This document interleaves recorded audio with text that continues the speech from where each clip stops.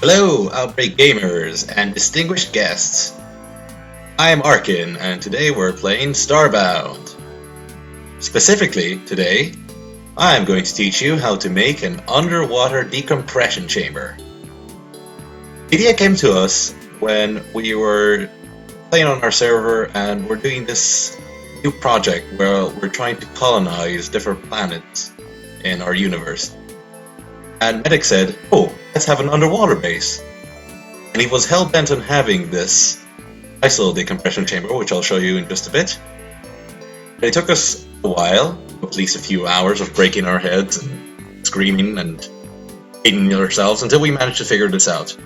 And it occurred to me that there's no proper tutorial on how to make this. There are great tutorials on how to use wiring in general in the game. Still, it's nice to share specific designs, I think. So, quick example of how this works. This is basically a two-stage door. One of the doors is always open. This is the outer door, and this I'll refer to as the inner door. Now, if say I want to enter the base, I will walk up to this button and press it, and the chamber will start compressing. Once all the water is drained from the room, this door opens, and I am welcome to enter into the base. This is obviously a minor example, and you can probably see I ran out of titanium halfway through, but nonetheless, this will do. So, if I want to leave, I'll just step out, click open, water will pour in, this door will close, and I'm free to go. So, how did we accomplish this? Now, I'll open my wiring tool, and don't be alarmed because I've arranged the buttons up here to look nice and all, but the way things go is that wiring tends to be a bit of a jumbled mess, as you can see. But no worries, I'm going to take all of this apart and show you step by step how to make this happen. So, let's just tear all of this stuff down. Right. Now, I've separated this into two different segments. This segment here, the three switches and gates here, will take care of the opening and closing of the doors in the right order. And this segment here, the three gates here, are only for cosmetics. They basically make the alarm go off at the right time. So, what you really want to do is to try and think of wiring as a bit of a logical sort of science. You have a red node here, which is the output of another. So, red node for the door, for example, would be, is the door closed or not? Where yes would be if the door is open, and no would be if the door is closed. Or, in binary terms, 1 if the door is open, or 0 if the door is closed. I might be mixing this up a bit, but you can trial and error it, and eventually it works out. So, what do we want? We want this door to open when one of these buttons is pressed. We want to make sure this door closes, so that water doesn't pour into our precious little base. So, what we're going to do is we're going to use this persistence switch. And these four buttons, turn on the wiring tool so you can see. Again, these four buttons and this persistence switch. Buttons are good because they just ping for a bit and then turn off, and this persistence switch will take care of consistency. So, we'll take the outer buttons and we'll wire them to the top input of the persistence switch. This means that if you click one of those buttons, that will turn the persistence switch on. Turning it on meaning, of course, that its output will be on. And secondly, we'll take these two buttons and we'll wire them to the lower input of the switch. Meaning, clicking one of those buttons will turn the persistence switch off. Right. So now that we have these wired up, what do we want this persistence switch to do? Well, we actually want it to do two things. A, when the persistence switch is on, we want to make sure it opens this door. As we said, each one of those buttons will turn the persistence switch on and open this door. Secondly, we're going to want to use this little thing here. This is a liquid sensor. Now the liquid sensor, as soon as it'll sense water, it turns its output on. And we're going to use this. So what we're going to do is we're going to say, while there isn't water in this chamber, we want this door to stay open. So when there's no water, this thing is off. What we're going to use is we're going to use this NOT gate here.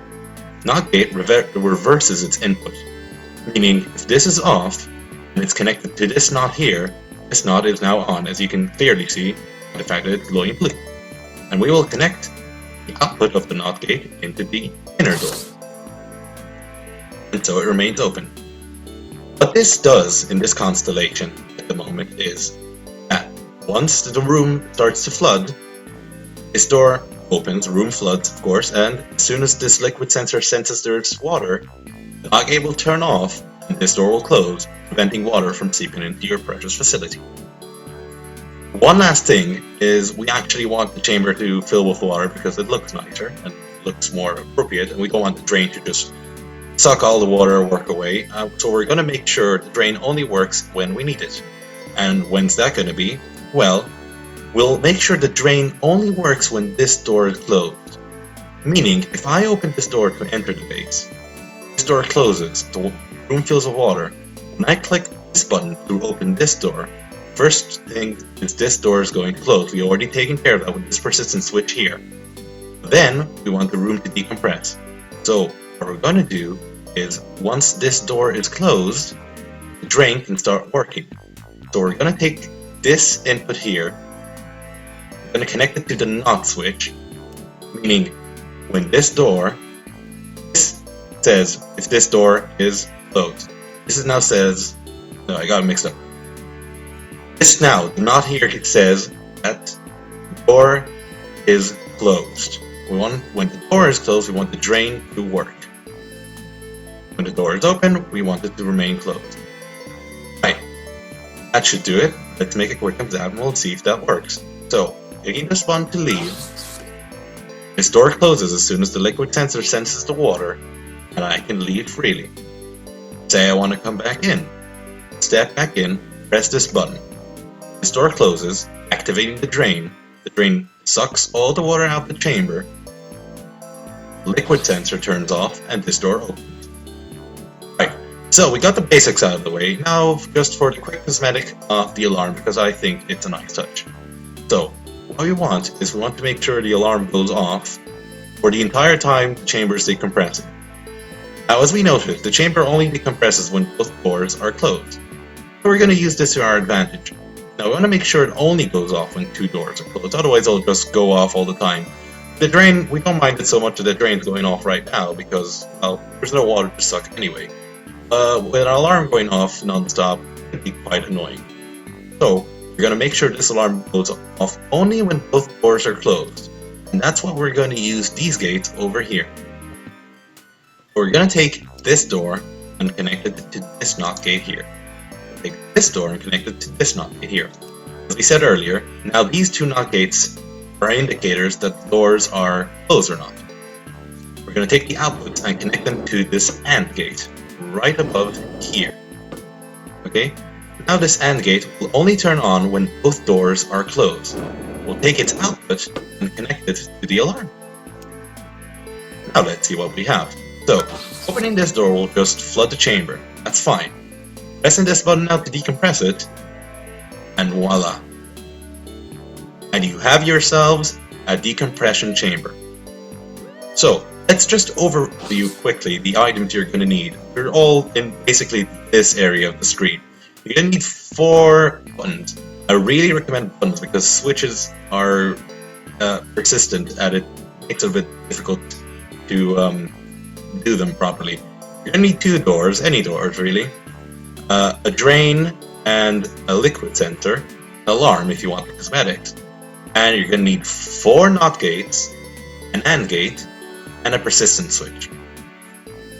Anyway, a quick note about the game. I picked this game up a while ago and it's been tremendously fun, especially since the latest stable update. So if you don't have this game, I really recommend you should check it out. It's just so cool. And for those of you who don't know me, I study computer science, and I remember I was studying logic design, which is basically using these gates to program different things. I remember distinctly saying, "Oh, I'm never going to use this," and yeah, this game made me eat my hat with those words. It just turned out to be really, really fun in my opinion. I really think you should check it out. I will include an example of our own marine base in the end of this video, just so you can see. It's going to be fun. And you're welcome to check our server out. You can check out, I'll include a link in the description of the video, so you can come and see and have a good time. The server is open for the general public, but since we've had a bit of trouble with hackers and people who bring cheat items into the server and break it, we've had to tone it down a bit, so now we only allow entrance based on application. But other than that, we accept anyone, so you're welcome to check it out and come and see all the cool things we put on different planets. Lots and lots of Easter eggs. Anyway, that was Arkin. I hope this was helpful, and I'll see you guys next time.